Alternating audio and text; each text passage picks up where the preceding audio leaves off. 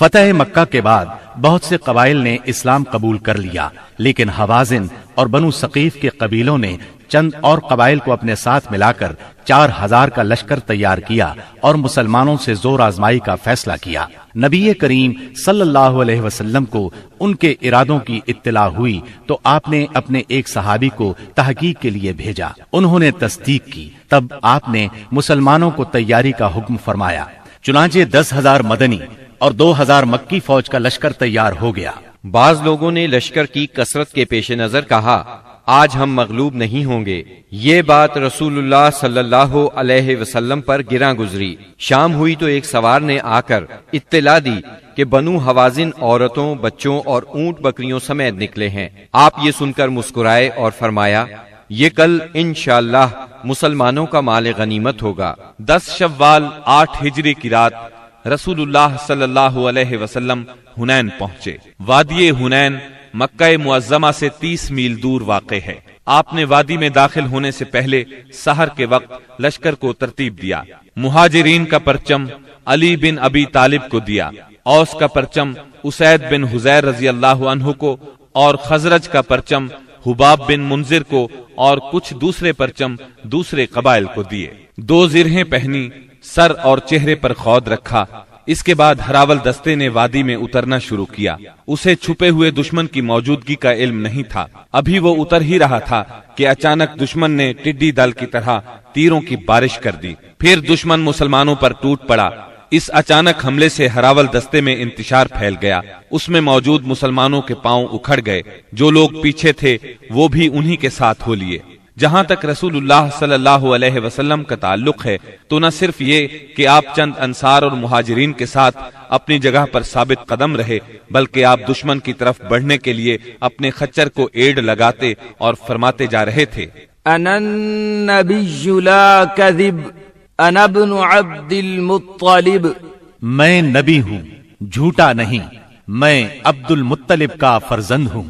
سیدنا عباس رضی اللہ عنہ نے آپ کے حکم پر مہاجرین اور انصار کو آواز دی۔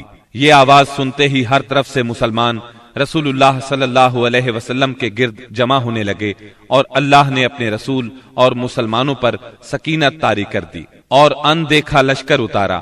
چنانچہ مسلمانوں نے پلٹ کر حملہ کر دیا اور دھواں دار جنگ شروع ہو گئی۔ ایسے میں اللہ کے رسول صلی اللہ علیہ وسلم نے فرمایا، اب چولہا گرم ہو گیا ہے۔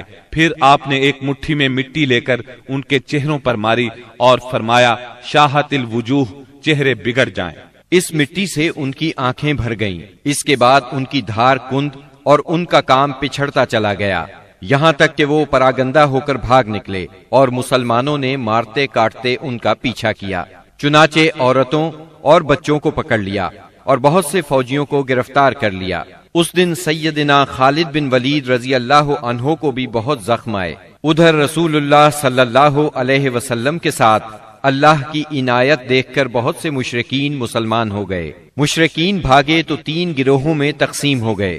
سب سے بڑا گروہ طائف کی طرف بھاگا، دوسرے گروہ نے نخلا کا رخ کیا، اور تیسرے گروہ نے اوتاس میں مورچہ بندی کی۔ آپ نے اوتاس میں ابو موسیٰ اشعری رضی اللہ عنہ کے چچا ابو عامر اشعری رضی اللہ عنہ کو صحابہ کی ایک جماعت کے ساتھ بھیجا۔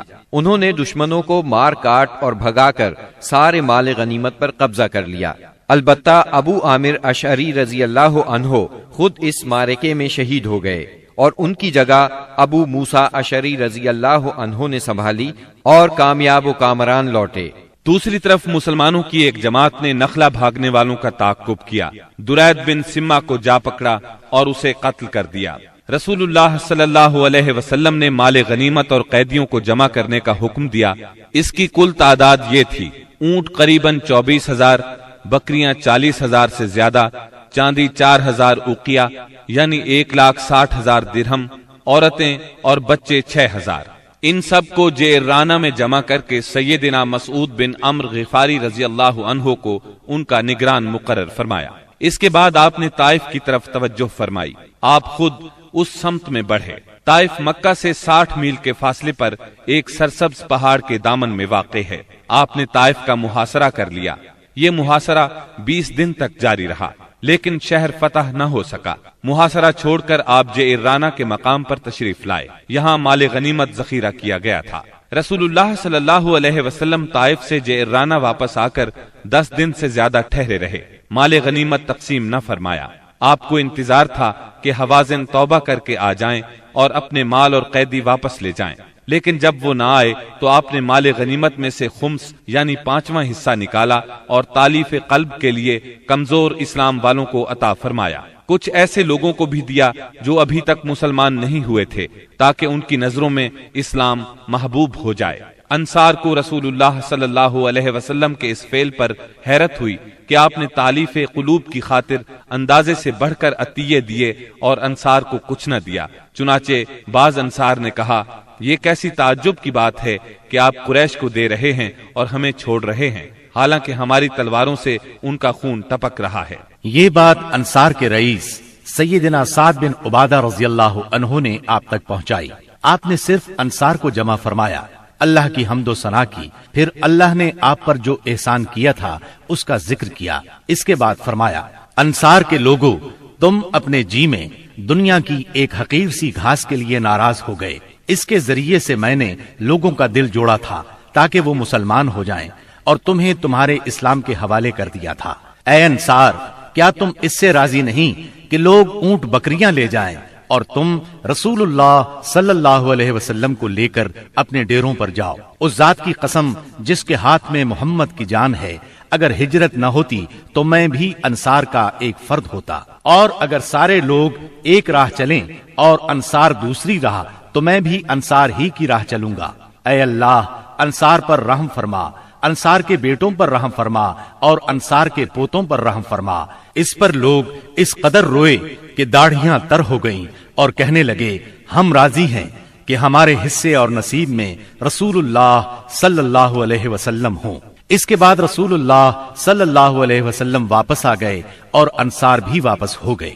بنی سعد کے ایک سردار زہیر نے آگے بڑھ کر عرض کیا، بنی سعد سے آپ کا رضاعت یعنی دودھ کا رشتہ ہے اور وہ آپ سے مہربانی کی امید رکھتے ہیں۔ اس پر آپ نے عبد المطلب کی اولاد کے حصے کے غلام اور باندیاں آزاد کر دی۔ جب مسلمانوں کو اس کا علم ہوا تو انہوں نے بھی ایسا ہی کیا۔ اس طرح 6000 قیدیوں کو رہائی مل گئی۔ مال غنیمت کی تقسیم سے فارغ ہو کر رسول اللہ صلی اللہ علیہ وسلم نے عمرے کا احرام باندھا۔ یہی عمرہ جعرانہ ہے۔